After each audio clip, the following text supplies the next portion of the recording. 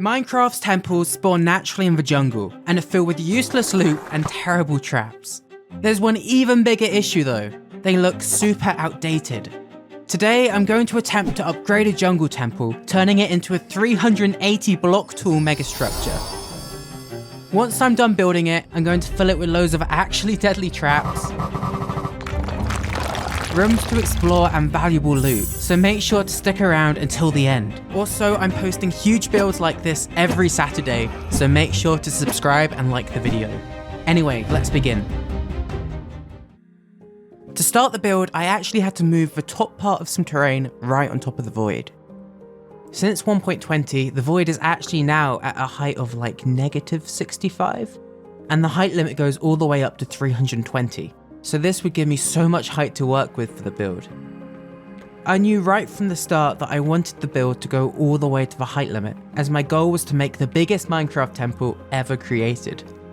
I thought that for such an iconic and landmark build in the game, it should be very grand and noticeable from thousands of blocks away. Finding the temple should feel exciting and like you're about to begin a new journey. You might notice a couple of lighting issues caused by the change in height, but don't worry about those. I made sure to fix the lighting bugs in stages as I worked on the build, but I'm sorry if they look a bit odd in the video. You can't see it right now, but I actually have the original jungle temple in the middle of the terrain, which I'm building a new temple around. Even though I'm starting from scratch for the build, I wanted to take the most important parts of the original temple and put them into the new build, like the excessive use of mossy cobblestone and the overgrown look. I couldn't replicate the actual layout of the build, as it would look pretty bad scaled up, so instead I went for more of an Aztec sort of style. To help fit that sort of aesthetic, I had these really cool Mayan statues created by my friend Bobgeam. You probably hear me mention him quite a lot. He's my go-to person for building statues, as I'm absolutely useless at it. I actually wanted the statues to look good, believe it or not. Right now I'm just focusing on building the outer walls, which will go around the entire structure. These walls will be over 100 blocks tall and heavily detailed to fit the grand design of the build. That being said, I didn't want to excessively detail them too much, or they'd become an eyesore once replicated around the entire build. I think I managed to reach a good middle ground though. As you can see, I just copied this design all around to create a huge square. I'll show you this square from a bird's eye view in a moment so you can really see the scale of it.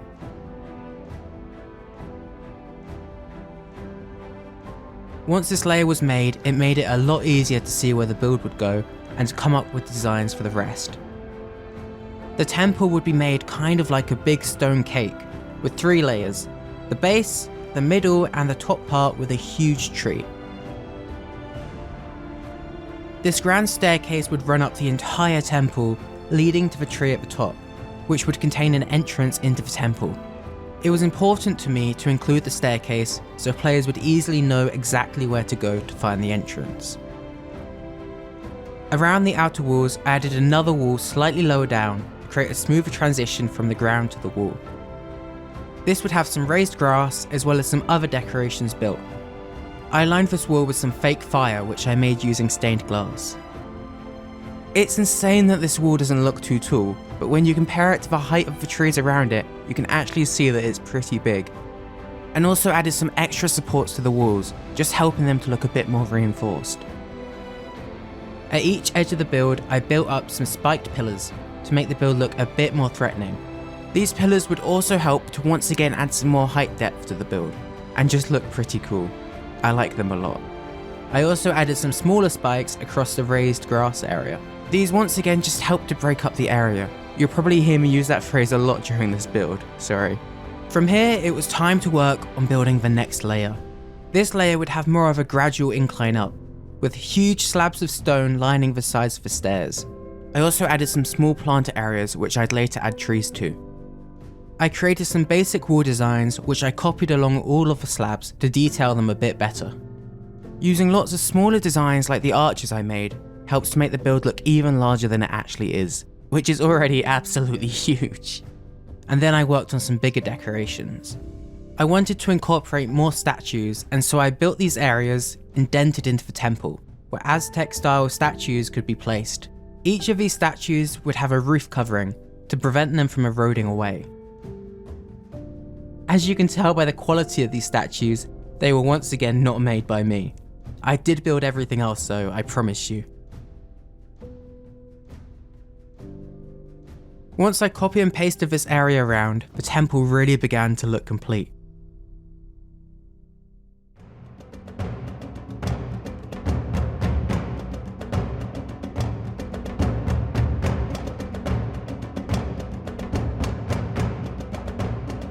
I felt that the second layer needed some further decorations before I moved on. So I added a couple of fire torches along the sides of it.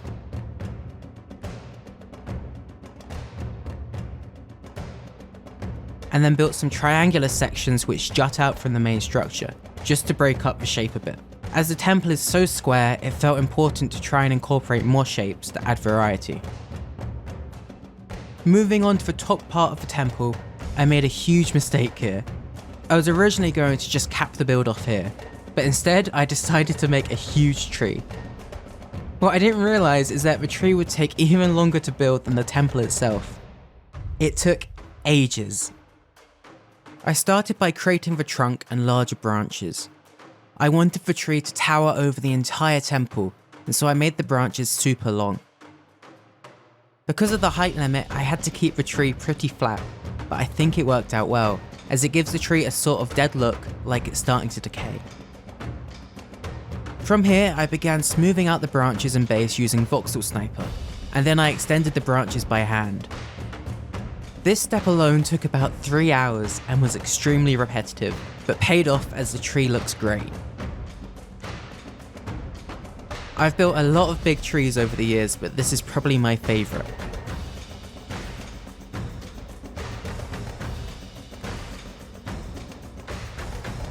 I then by hand smoothed out all of the roots, which I built growing down the side of the temple.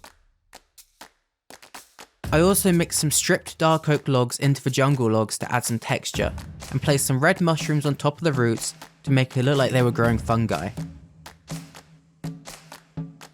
If you're confused on why I'm placing gold blocks, I used them as placeholders to then switch with full-sided jungle logs.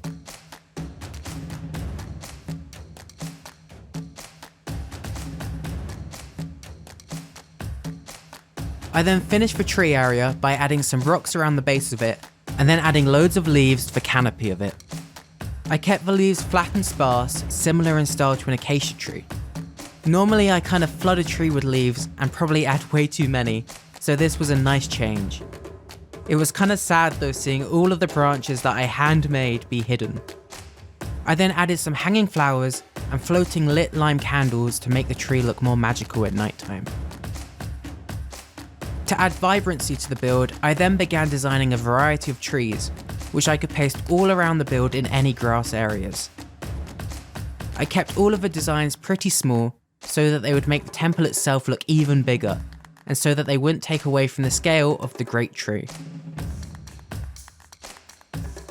As well as this, I added loads of vines hanging across the temple to make it look even more aged. All of this really helped to make it look less grey.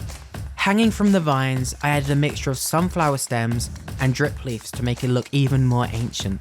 This small detail took ages to add all of the vines around the temple, but looks amazing, so it was well worth it.